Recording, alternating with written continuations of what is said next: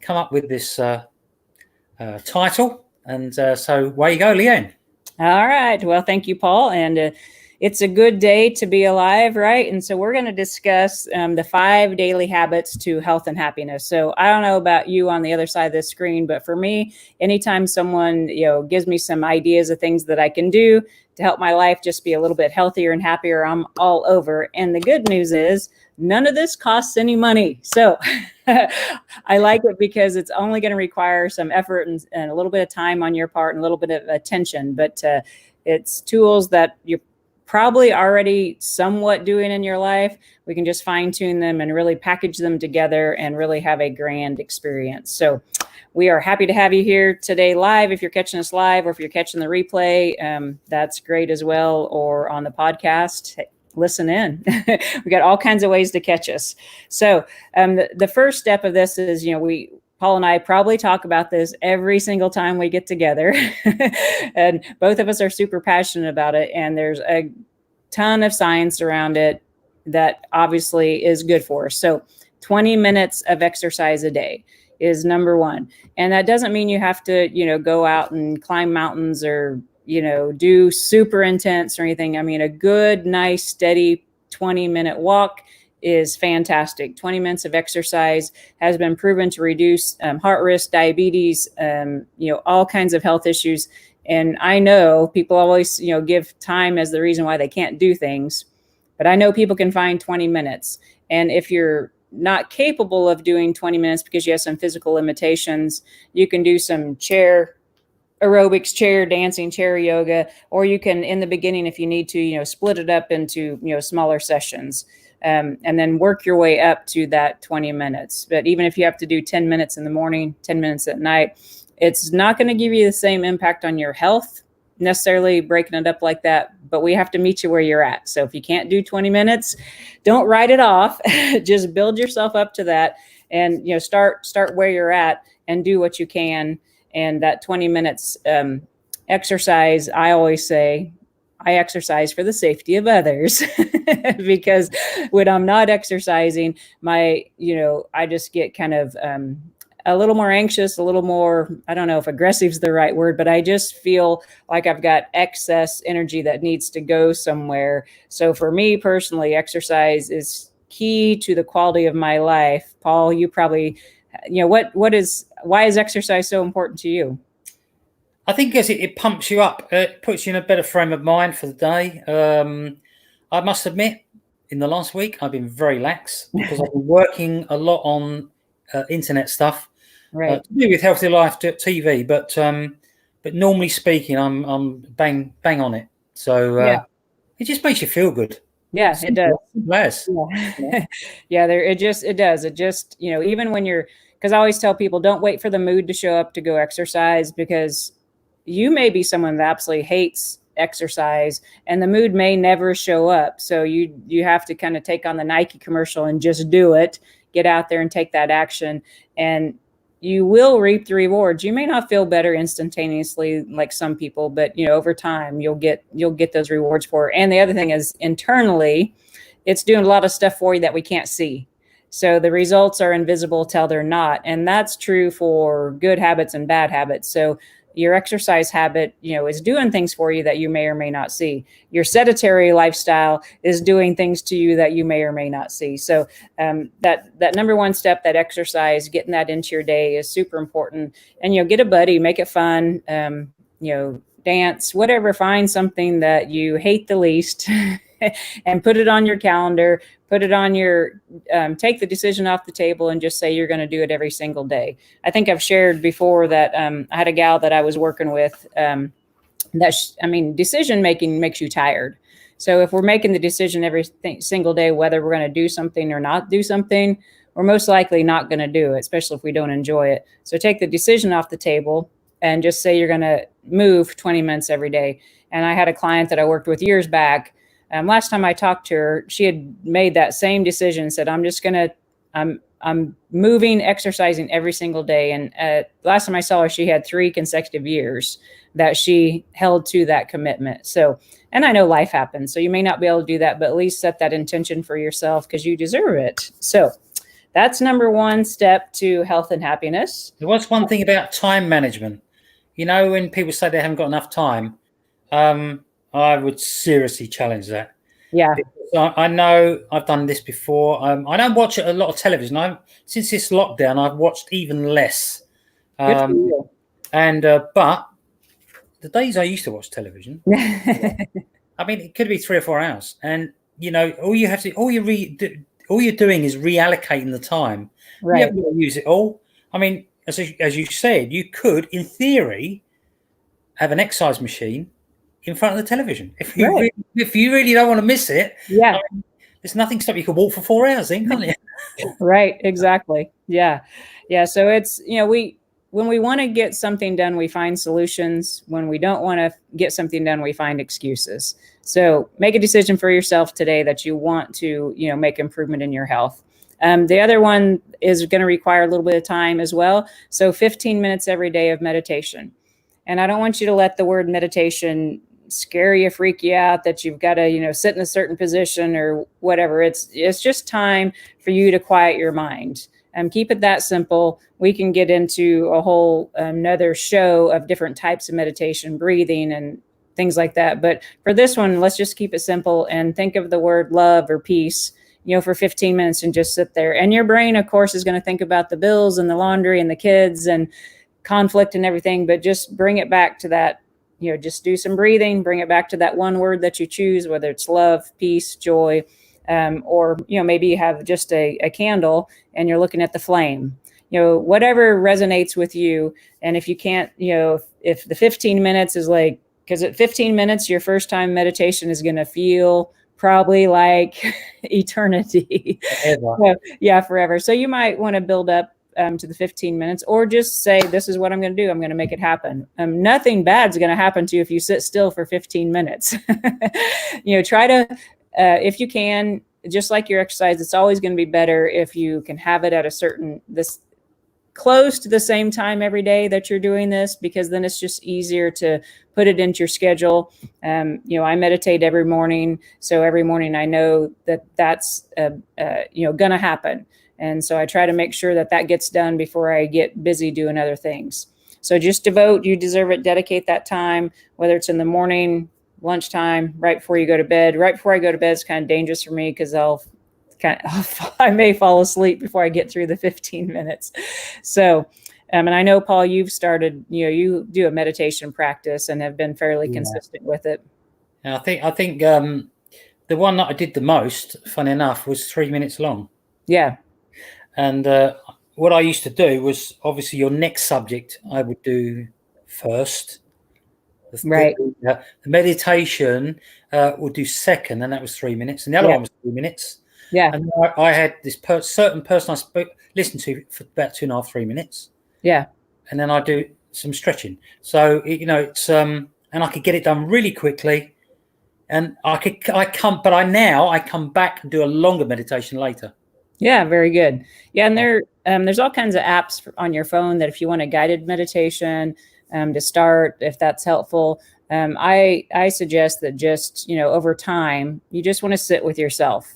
You know, just be with yourself. Try not to have any noise. I just set my timer on my smartwatch for 15 minutes, and then when it zaps me, then I slowly come to and go about my day. But, you know, whatever works for you, there's like I said, you can find a good app with maybe just some soft, calming music, if you like, someone's voice in the beginning, just to kind of help you settle into that routine. And then once the routine is in place, then you can maybe try out, you know, 5 minutes of the guided and then 10 minutes of silence. So, but just play with it. Meditation is proven to, you know, put us at a calmer state. And I know for myself, when I'm at that peaceful, calm state, I make much better decisions than if I'm wound up and stressed out about something. Then the decisions I make in that frame of mind usually don't turn out very well. So people, again, back to the time, guys, these are things that are so super important to the quality of our life. A lot of the things that, including myself, that we're spending time doing add no value to our life or anybody else's life. So this is a good opportunity to reflect on, you know, what's working for you, what's adding value to your life, maybe what's taking away, and dedicate that time you actually, research also shows that we're actually more afraid of being in a happy, love-filled state than we are in a fearful kind of chaotic state. We're a little bit addicted to that chaotic, fearful state, and then we're actually more afraid of what our life would be like if we are in that joyful state, because that, to most of us, that looks like then we're not in control. It's just the opposite. So food for thought, that's another subject for another day. So step 3 is, write down 3 things that you're grateful for, or at least think them in your head. And this is gratitude, again, has a ton of science behind it, that people that practice it have healthier relationships, they live longer, they have less disease states in their body. And so that's pretty simple. Even if you've had a really crummy day, that's the best time to do it, is find something that went well that day. Because our brain is wired to look for negative things.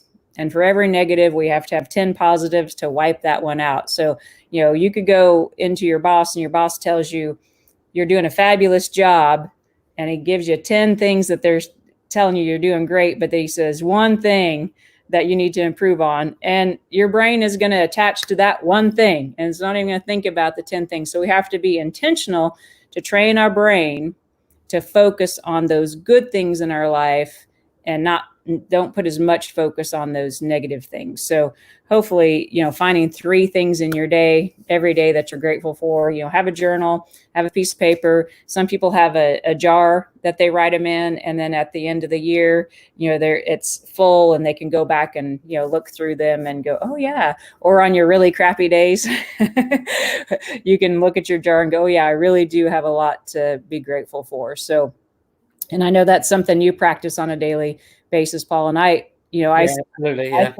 gratitude saved my life. And I'm a really firm believer in the practice of gratitude. And it does take practice, because unfortunately, we're wired for negativity. It just sticks. Yeah. It's funny when you talk about gratitude, it's for me, it's, apart from family things and that, and was scenery. Yeah. Scenery. Well, there's lots of things, that you're grateful for. One of them's breathing, but right. I'm not joking either. Yeah. But being healthy, that was a huge one. And being healthy and being in a nice place where there's scenery is just great. Yeah. It's comfortable. You don't want to move. I mean, I used to have a place in France, and if you go there in the middle of France, there's no noise. There's nothing. Yeah. Nothing. And that's how I learned to calm down. I used to go away for 6-7 weeks a year to calm down. So yeah. Well, in Kansas, we have some of the most beautiful sunrises and sunsets that you could ever imagine. So I went out to a friend that's having a project it's called 88 Acres, and it's Natural Wildlife and Preserve. And he's been posting some sunsets from out there. And I went out there hiking last week, and it was really beautiful. And so nature is a great way to reflect on gratitude, something to be grateful for. And, the Kansas sunsets are easy to be grateful for, unless I'm trying to drive home and can't see the road because the sun is in my eyes. But yeah, nature is a pretty easy one. If you're struggling to find something, just look at the beautiful flowers that are blooming, or, just amazing how the trees come back to life every year. And, or like when I was on my walk yesterday, we saw bunnies, birds, snakes, lizards, which was really unusual, and a snail. So all on this hike, this trail that's in town, I got to witness all these new animals that we don't normally see. So yeah, it's a state of appreciation. And when we're in a state of appreciation, life just unfolds in a little bit more magical way. And who doesn't like, to feel good? I think that's what all of us are wanting, is just to be at that feel good state as much as possible. So, and that's simple. It doesn't really require any extra time, because you can incorporate it into your daily activities. You don't have to sit down and write it down. You can just be thinking about them all day long. So number 4 is commit 2 random acts of kindness. And again, this one doesn't take any time. This is incorporated into your everyday activities. And random acts of kindness can be, anywhere from saying thank you to offering a smile to opening the door, all the way up to, gifting someone some money, whatever it is. And if you can go anonymously on some of those, that's great as well. Sometimes that's a little more challenging to do. But what we give to the world, it comes back to us. But I say when you do your random acts of kindness, really come from a state of no expectations of getting anything, receiving anything back from that person. Unconditional random acts of kindness, because sometimes you'll be kind to someone and they know it was you and they don't even say thank you. So you have to be okay with that and realize that the way the world works, though, it'll come back to you. It may just be from another person, another source. So when you're doing your random acts of kindness, my number one piece of advice is to do it unconditionally. And again, our brain is wired to be like a barter system, a transaction system, which is really dangerous because there's no winners in that. So just practice giving unconditionally. And then when your mind goes into, man, I went out of my way and did all that for the person, and they didn't even say thank you, catch yourself and just go, no, I did that unconditionally. Thought, go away. That's the ego trying to mess with you. So just kick that thought away. Don't judge yourself for it, but just recognize it and invite it to leave. And random acts of kindness can, save someone's life. We may not know that in that moment, but I've heard all kinds of stories about people that were on the verge of, they were on their last wit of life, totally hopeless. And someone did something which appeared to be extremely small. And they said that one thing brought them out of their darkest night. So don't ever think that there's anything small in the world. Yeah. Just a quick shout out to Susan, who's Susan Coos is on the call, and just awesome. Says so many good nuggets here. Yeah, good. I haven't even spoken yet. Yeah. Well, yeah. I'm taking a bit of an easy day today. So yeah. And I know I've been on the receiving end of random acts of kindness, and truly it just brings a whole new level of appreciation for the connections that we have in life, whether it was a total stranger or a good friend. It really reminds me of my value here on this planet, that someone thought enough of me that they would do a random act of kindness. So super important, super easy to do, and just make it part of who you are every day. Yeah, I'll give you an example. Okay. Now, they did know about this, but I was in Hawaii. I was at Kona, and in the queue, if you've been to the airport there at Kona, it's like you go zigzag, and it's outside. Right. It's not like a normal airport because it's always nice. Very windy, and I was standing behind quite a few people waiting to get on to walk to go to it through, and behind me there was a Japanese lady. Yeah, and very old. Really, probably not that she needed a wheelchair, but it would have been nice for her, I think. Right. And she was trying to communicate with someone at the front of the queue. All right, and it was obvious that she was the mum or nan or something like that. And so right. I left because I was on my own. So I left my cases there for a few seconds. It's not like leaving them in an enclosed airport. And I walked her out and took her to her family. I found out what bowing was all about then, but it was just it seemed logical. Now I didn't think of it as a random act of kindness or anything like that till afterwards, and I just thought it was the best thing to do. And that's a great example, Paul, because it's obviously you've embraced the idea of going the extra step just in life in general. So a lot of us are doing random acts of kindness all day long, but because it's part of who we are, and so we're not really paying much attention to it. But one of the things, a simple random act of kindness that we all can do is be a better listener. And that's a huge, right now I would consider that a real brave act of kindness. And let's not be random about it. Let's be intentional. So you can do random acts of kindness from an intentional point. And so in my daily job, I get a lot of phone calls. And so a couple of years ago, I decided that I wanted to be intentional about being a better listener and being that one person that just didn't, push them off the phone so quickly. So you can be very random, spontaneous about those acts of kindness when a presentation presents itself. You see trash on the ground, you pick it up, hold the door for someone. You can do that. And you can also be intentional about some of the things that you would like to promote in life. And that's still random because you don't know what your day is going to look like every day. But if you set that intention to be a good person, then voila, you got it. It's there. So that's all. Just one thing about that. I would say if anyone's, because we're all different, if everyone's not used to doing things like that and the way you deal with people, I would thoroughly recommend How to Win Friends and Influence People. Right. Yeah, it's a great book. It's a fantastic book for that. Yeah. Giving appreciation and right. That. So yeah, that's a really good point, because a lot of people are very uncomfortable receiving random acts of kindness. And so if you're receiving them, if someone holds the door for you, just say thank you. Or if someone compliments you on your new haircut or your new clothes, don't go, oh, this is just an old, no, just accept it. And so it's a good practice. And then, if you're not someone that's used to giving out, like, my dad was not a compliment giver, but I knew he loved me, but it was, so you have to kind of, it was hard for him to do those random acts of kindness to those closest to him.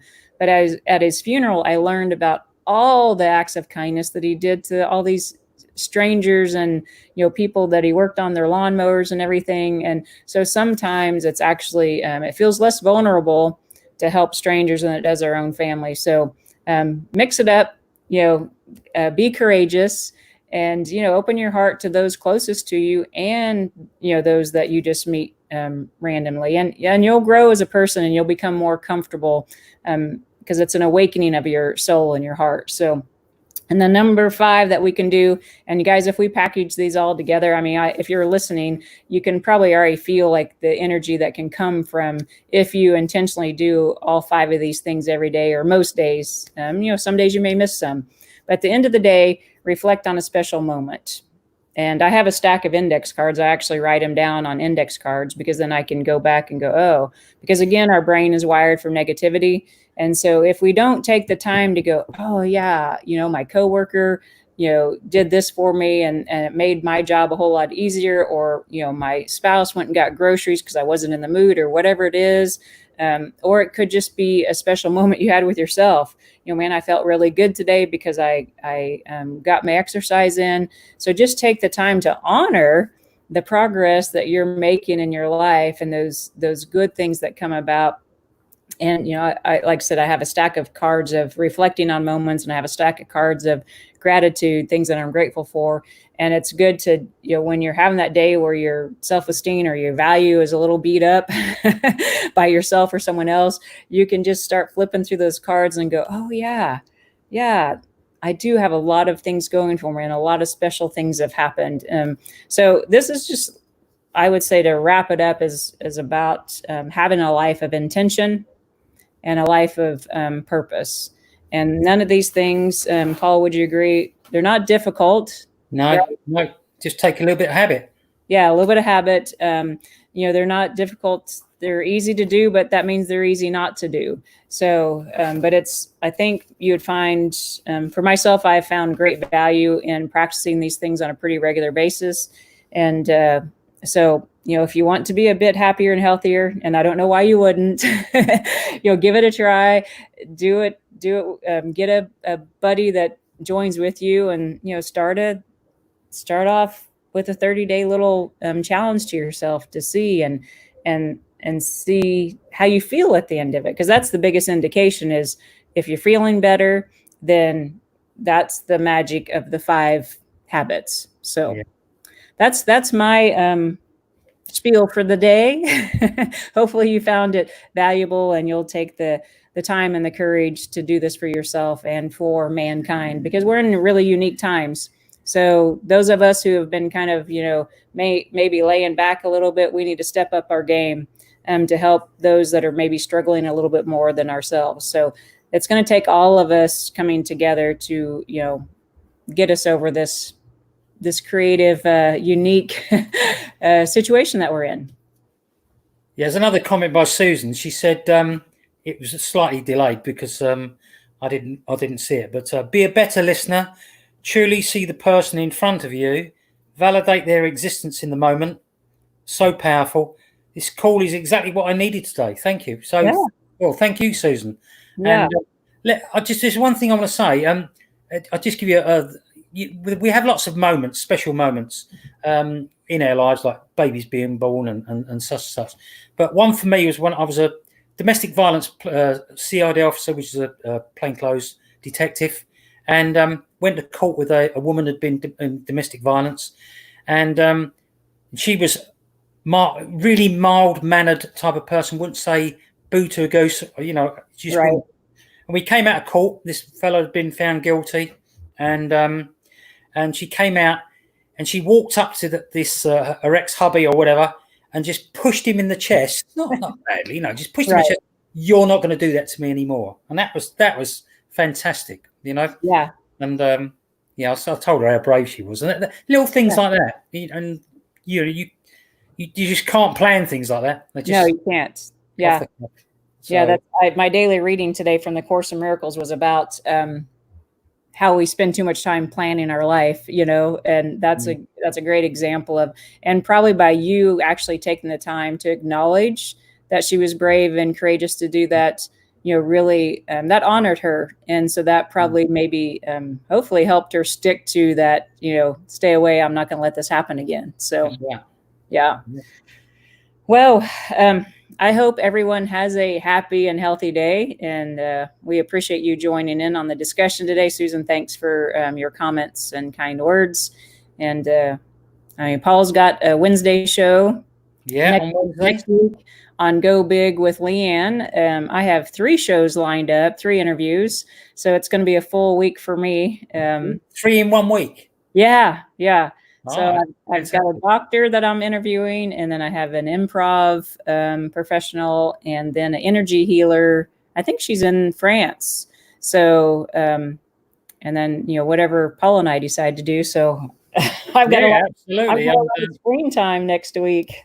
It's fantastic that people get to watch this. I know a few people will be live, but the majority of people will be watching the recording, and that's fantastic either way. Yeah. And all I would ask is, please show the love.